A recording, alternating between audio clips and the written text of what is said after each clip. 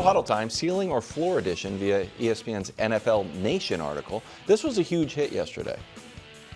Starting off with the Steelers. Either a dominant defense with a new weapon in DK Metcalf hitting the ball from a 4-time MVP, or Cam Hayward is holding in, nobody wants to talk about, and Aaron Rodgers has thrown for 300 yards just once in his last 40 games. Brew and Coach, I hope you guys don't mind. If we could just for a moment before we get to this, can we just give Wilds the floor so he can get off this Cam Hayward take that he has whined about in the meeting? I would like to hear it. In the meeting for 3 days straight, he's like, I guess I'm the only one who cares about Cam Hayward. Well, is Cam Hayward good or not? So, yeah, he's good, so go ahead. I agree. Well, when Cam Hayward said he might sit out the whole season, that's the report. I think that's newsworthy. Okay, so what's your take? When Jerry, I don't have a take. I'm not a take guy. My take is it's newsworthy and we should discuss it. What? You know what we had to do 12 minutes on? Jerry Jones saying, maybe I will, maybe I won't. We're like, oh, Jerry, you're a mastermind of content. You've got us right where you want. Jerry Jones like this, do. And we're like, this first thing's first. Marionette? Yeah, that's me. I don't want to be that. Okay. So to be clear, you don't have a Cam Hayward take? Yeah, I do, actually. Okay. Pay the man. He deserves it. Okay, there we go. You're not serious about football if you don't pay him. You got like how many years, dollars, anything you want to? Then I'd be like, Nick, did you run the numbers on the app? Put it on the credit card, but that bill will come due. And then you're like, hey, you got Aaron Rodgers. What are you waiting for? You got to go for it. And then Coach is like, do you guys think Mike Tomlin's seat might be hot? I'm like, Coach, what? Not the way they do it in Pittsburgh. Okay, thanks. I'm glad we got that in. Well done. That's perfect. Go ahead. Good now? Wow. Yeah, I didn't want to do it. I do ceiling or floor. I feel that was therapeutic. Yeah, I feel better Hayward's about like, everyone. yeah, Wild's riding for me. Pay him. All right, I don't want you guys to overreact to this like you want to. Nick is he's dying for me to put Aaron Rodgers in the AFC title game. But I am going ceiling. Whoa! See what I mean? You're back. No, You are back. I said, did I say don't overreact? You're back. You're back. I said 11-6, okay, that's on the table. I'm just saying which one is more likely, all right? The defense, I think Cam Hayward will play this year. I think they'll get that done. You added Jalen Ramsey, big play, Darius Slade. Like, they are all in. And look, that's only one more win than last year. I do think Aaron Rodgers still is better than Russell Wilson and Justin Fields. So I think 11-6 is the ceiling, what I'm going with. Not saying it's going to happen. Here's the other thing. There's no way I envision Mike Tomlin winning 6 games. Winning 6 games. Unless Aaron Rodgers just absolutely implodes Could you imagine Bill Belichick and blows up the entire locker room. Well, Belichick had done that, before Brady took over, and he had done it in Cleveland and had not so great years. 5 wins season. 5 wins, right. So I just can't envision Tomlin going 6-11. So I'm not saying I'm predicting 11-6, but I think that's more likely than 6-11. Yeah, so first, I love Mike Tomlin. Just to get that out. Yeah, exactly. That Coach means would never put him that on. means Coach is going 6-11. No, or floor. But they bring in Darius Slade, Aaron Rodgers, Jalen Ramsey, DK Metcalf, Juan Thornhill, Robert Woods. These are all the new additions. And if this was like 5 years ago, 6 years ago, that would have been like really super exciting. And I believe the Cam Hayward issue is an issue. And to me, that adds some problems in the locker room that they don't really want to have right now. And the Rodgers-Arthur Smith dynamic, to me, is a bigger question than I think people are talking about, so I'm going closer to the floor. Wow. I like that, Coach. I'm with you. Wow. So, 3 floors? No, he said ceiling. I said ceiling. He did a whole thing about So I was still thinking get about your Cam little Hayward. scorecard Yeah, out. clearly. Sorry, I got lost. You don't have your My fault, I scorecard? wasn't No, paying he'll have a scorecard. Don't worry. I have a He'll scorecard. scorecard. I'm the one saying ceiling. Okay, Those two saying can I ice give cream my cone. answer? So I understand the argument of they always, with bad quarterback play, they win 9 or 10 games. There's an element of, as bad as this sounds, those years the team expected bad quarterback play. And they were not necessarily building a team around that, but they they understood there was going to be a way they had to win games, a style, and it was always a lot of Mike Tomlin voodoo with some weird special teams plays, steal a victory, really good defense, those types of things. I think this year they are anticipating the best quarterback play they've had in almost a decade there. Best quarterback play they've had since, not just Big Ben, but a couple years before Big Ben actually hung it up. And when they don't get that, and when they realize, it's kind of another same old Steelers, we're going to have to win 17-13 with defense, I wonder if they have the juice for it.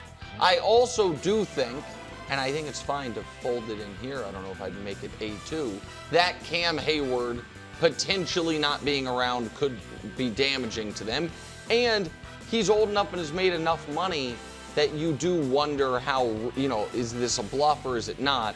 And I also am not a believer that the Rodgers DK Metcalf combo is going to provide the dividends they expect. So my actual prediction for Pittsburgh going into the year is 7-10. Wow. That's that predictions week spoiler. That's where I have them falling. But so I think 6-11 is more likely. Thank you, Al. What? Why? Because he knows Mike Tomlin doesn't have losing seasons, especially not 6-11 loss No, seasons. it's more of what the points that you made. Yeah, no. Because everyone was like, "What?" I know I was like that my take was layered. That's your thing. And We're head to Dallas, but actually Oxnard. You ever been to Oxnard? No. Beautiful. You've been? Yes. Oh, okay. It's beautiful there. Camp's closing. Dak has two great wide receivers. Look at the backwards visor. Even New motivated coach with a he's backwards gonna flaunt visor. it Or now. Jerry's drama is actually a distraction. And the 7-point opening night underdog, Dallas Cowboys, actually just a sign of what to come. Coach, ceiling is 11-6. The floor is 5-12. What's more likely? yeah, so I like Shady as a head coach more than I think anybody else does. Brought in 4 new running backs to address the running game. Drafted an offensive lineman in the first round. Okay, so they're trying to address that. Now I just hope he will address the running game, and I hope he will stay with the running game. There were times when we were together where I had to nudge him a lot more towards the running game. No. Yeah, You I wanted know. them to run the ball more? I know. No, That's that's not does the coach sound- I know. I know that's shocking to you. I like Eberflus as the DC. I think that he's going to simplify the defense, does some complicated things on third down, but it's going to be a nice balance and probably an easier program for them to digest than what they had last year. And you can say what you want about him as a head coach, but he has that experience, so that's going to allow Brian to concentrate more on the offense, and he will add value there. I'm not sold on Pickens. Wide receivers that leave Pittsburgh typically don't do very well. And I don't love the fact that we're back to more training camp drama, so I'm going floor. Wow. Well, I thought you that started was off a like great you were going misdirection. silly. That was. Yeah, I don't think they're going to be able to rely on the run game because I don't think, even though they brought in 4 running backs, I don't know if any of them are going to pop, and I think they're going to be trailing a bunch. The only thing that I think hits the over for the Cowboys this year is Dak Prescott passing yards and CeeDee Lamb receptions and receiving yards, because I do think statistically Dak and CeeDee could have huge years because they're trailing a lot and they have to throw the ball a lot. But I think this is the least talented team the Cowboys have had of Dak's career, and because of that, I think you are one Micah Parsons holdout or injury away from having one of a bottom 5 defense in football. So I am floor.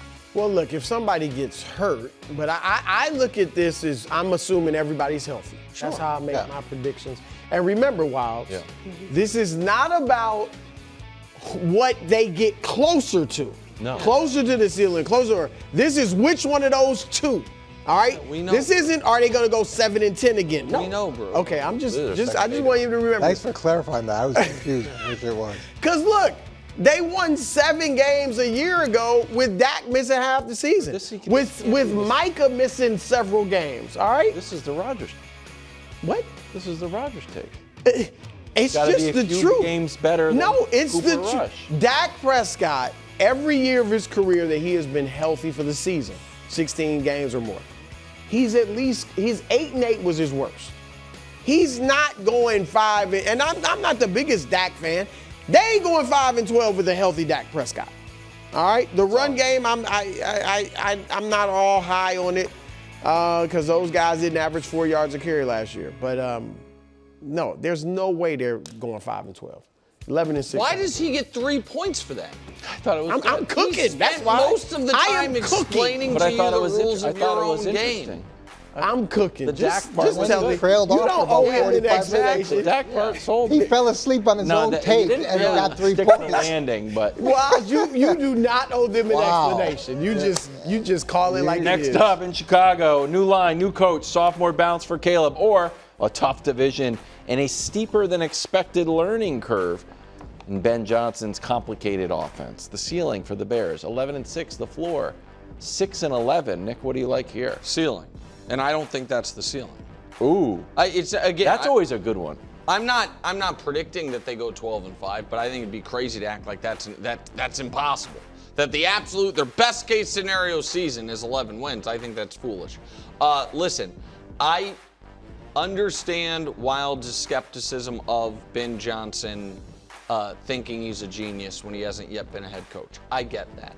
I am, however, fully confident that they will have a better offensive plan, operation, and tactics than they had last year. I'm also fully confident, even if you guys think I overrated Caleb coming out of the draft, that he is, in year 2, going to be a better player than he was in year 1. Definitely. I'm also fully confident that their offensive line is going to be better this year with the additions they have made. You add to that the fact that I think you are going to see a slight comeback, not a slight, but a significant comeback from where Detroit was last year at 15 wins, where Minnesota was last year at 14 wins, and Green Bay maybe around the same where they were last year. They did 11, I think. 11-6. I think the Bears going 11-6 is not only not the ceiling, but a pretty likely outcome. So I say 11. Look, 11-6 is possible, but I'm saying the floor. Wow. All right, here's why. What about the Budless bump for Caleb? We'll see. But right now, I mean, Caleb clearly is kind of behind. Right now, I think there are going to be some growing pains early.